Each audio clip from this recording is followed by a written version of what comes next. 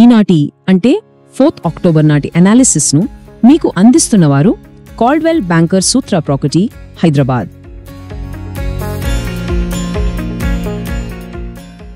నమస్కారం. Hyderabad property market చూడ్డానికి ఒకలా ఉంటుంది, కానీ లోతుగా వెళ్తే మరో కథ కనిపిస్తుంది. ఒకవైపు అద్భుతమైన డెవలప్మెంట్, పెద్ద పెద్ద ప్రాజెక్టులు, మరోవైపు మాత్రం పరిష్కారం కాని కొన్ని మౌలిక సమస్యలు, ఊహించని రిస్కులు. ఈ రోజు మన విశ్లేషణలో ఈ రెండింటినీ క్షుణ్ణంగా పరిశీలిద్దాం.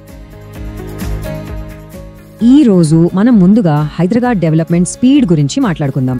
ఆ తర్వాత సిటీని పట్టి పీడిస్తున్న ఇన్ఫ్రాస్ట్రక్చర్ సమస్యలు, గవర్నమెంట్ ల్యాండ్స్ ఇష్యూస్, చివరగా మనలాంటి ఇన్వెస్టర్లకు ఎదురయ్యే రిస్క్స్ ఏంటో చూద్దాం. సరే, మరి మొదటి టాపిక్లోకి వెళ్ళిపోదాం. Hyderabad development momentum. సిటీ గ్రోత్కి అద్దం పట్టే కొన్ని ముఖ్యమైన ప్రాజెక్ట్స్ను ఇప్పుడు చూద్దాం. పాత బస్తీ అనగానే మనందరికీ గుర్తొచ్చేది ఆ ఇరుకైన రోడ్లు, ఆ ట్రాఫికే కదా. దానికొక మంచి సొల్యూషన్గా ఫలక్నుమాలో ఒక కొత్త ప్యారలల్ రోడ్ ఓవర్ బ్రిడ్జ్ అంటే ఆర్ఓబి ఇనాగరేట్ అయింది. ఇది ఓల్డ్ సిటీ కనెక్టివిటీని బాగా ఇంప్రూవ్ చేస్తుందని ఎక్స్పెక్ట్ చేస్తున్నారు. ఈ ప్రాజెక్ట్ కోసం జీహెచ్ఎంసీ ఫండ్స్ నుంచి దాదాపు 52 కోట్ల రూపాయలు ఖర్చు పెట్టారు. ఇది చిన్న అమౌంట్ కాదు. ఈ ఇన్వెస్ట్మెంట్తో ముఖ్యంగా బర్కస్ జంక్షన్ నుంచి చార్మినార్ వైపు వెళ్లే వాళ్లకు ట్రాఫిక్ కష్టాలు చాలా వరకు తీరుతాయని ఆశిస్తున్నారు. ఇక ఇన్ఫ్రాస్ట్రక్చర్ ఒకటే కాదు, హైదరాబాద్ హాస్పిటాలిటీ సెక్టర్ కూడా దూసుకుపోతోంది. ఇది సిటీ ఎకనామిక్ గ్రోత్కి మరో మంచి సైన్.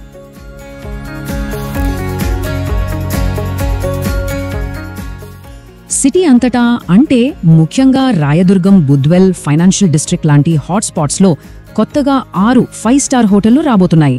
వీటితో పాటు ఒక 4-స్టార్ హోటల్, ఒక ట్రేడ్ సెంటర్ కూడా ప్లానింగ్లో ఉన్నాయి. అంటే సిటీ లగ్జరీ ప్రొఫైల్ నెక్స్ట్ లెవెల్కి వెళ్లబోతోందన్నమాట.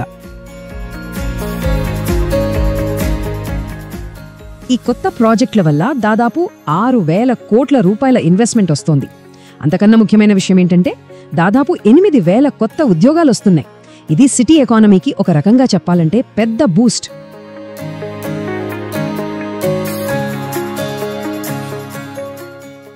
అయితే మనం ఇప్పటిదాకా చూసింది నాణేనికి ఒకవైపే. ఇప్పుడు రెండో వైపు చూడాలి. ఈ మెరుస్తున్న ప్రాజెక్టుల వెనుక సిటీని వేధిస్తున్న కొన్ని తీవ్రమైన ఇన్ఫ్రాస్ట్రక్చర్ సమస్యలున్నాయి. వాటి గురించి ఇప్పుడు మాట్లాడుకుందాం.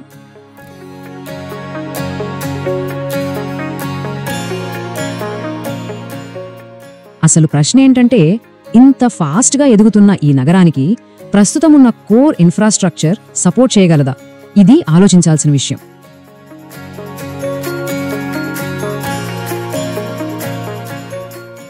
ఇప్పుడు స్క్రీన్ మీద కనిపిస్తున్న ఈ ఫోటో చూడండి. ఇదే హైదరాబాద్లోని చాలా ఏరియాల రియాలిటీ. ఇలా సగంలో ఆగిపోయిన వరద కాలుమ పనుల వల్లే ఒక చిన్న వాన పడినా సరే నగరం మొత్తం అల్లకల్లోలమైతోంది.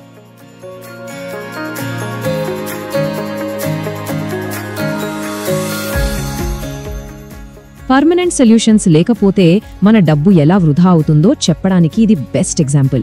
కేవలం 1 నెల రోజుల టైంలో టెంపరరీ ఫ్లడ్ మేనేజ్మెంట్ కోసం జీహెచ్ఎంసీ ఏకంగా 10 కోట్లు ఖర్చు చేసింది. ప్రతిసారి ఇదే రిపీట్ అవుతుంది. ఈ టేబుల్ చూస్తే అసలు సమస్య తీవ్రత ఏంటో మనకు క్లియర్గా అర్థమవుతోంది. స్ట్రాటజిక్ నాలా డెవలప్మెంట్ ప్రోగ్రామ్ అంటే SNDP కింద మొత్తం 40 ప్రాజెక్టులు టేకప్ చేస్తే అందులో పూర్తయింది కేవలం ఒక్కటే. ఇంకా దారుణం ఏంటంటే 13 పనులు ఇంకా స్టార్ట్ కూడా అవ్వలేదు. ఈ నిర్లక్ష్యం, ఈ ఆలస్యం ప్రజలను ప్రతి వర్షాకాలంలోనూ ముంచేస్తోంది.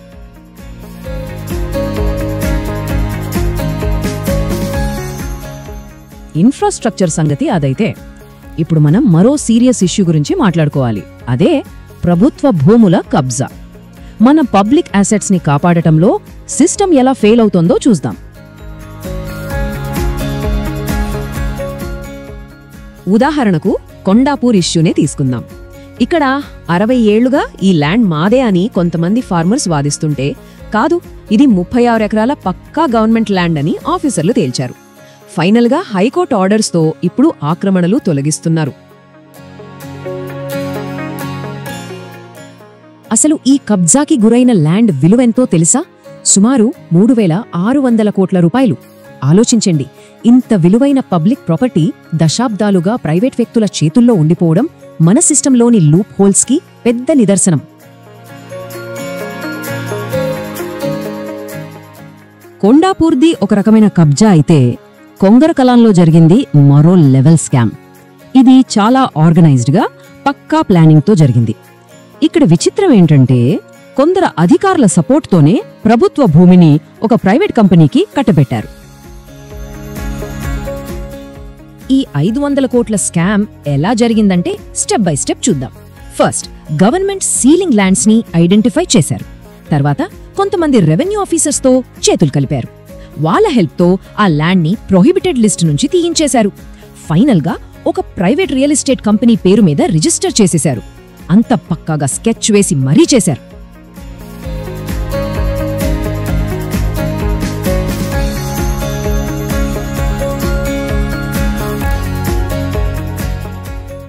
సరే, ఇన్ని సిస్టమ్ ఫెయిల్యూర్స్, ఇన్ని స్కామ్స్ గురించి మాట్లాడుకున్నాం కదా, మరి వీటి ప్రభావం మనలాంటి సాధారణ ఇన్వెస్టర్లపై ఎలా పడుతుంది? మనం ఎంత జాగ్రత్తగా ఉండాలి? ఇప్పుడు అదే చూద్దాం.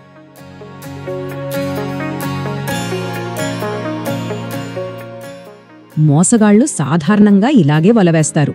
నా ప్రాజెక్ట్లో ఇన్వెస్ట్ చేయండి, బ్రహ్మాండమైన రిటర్న్స్ ఇప్పిస్తా, నాకు పెద్ద పెద్ద పొలిటీషియన్స్ తెలుసు, పెద్ద పెద్ద ఎంఎన్సీ కంపెనీలతో టైఅప్స్ ఉన్నాయి అంటూ నమ్మిస్తారు.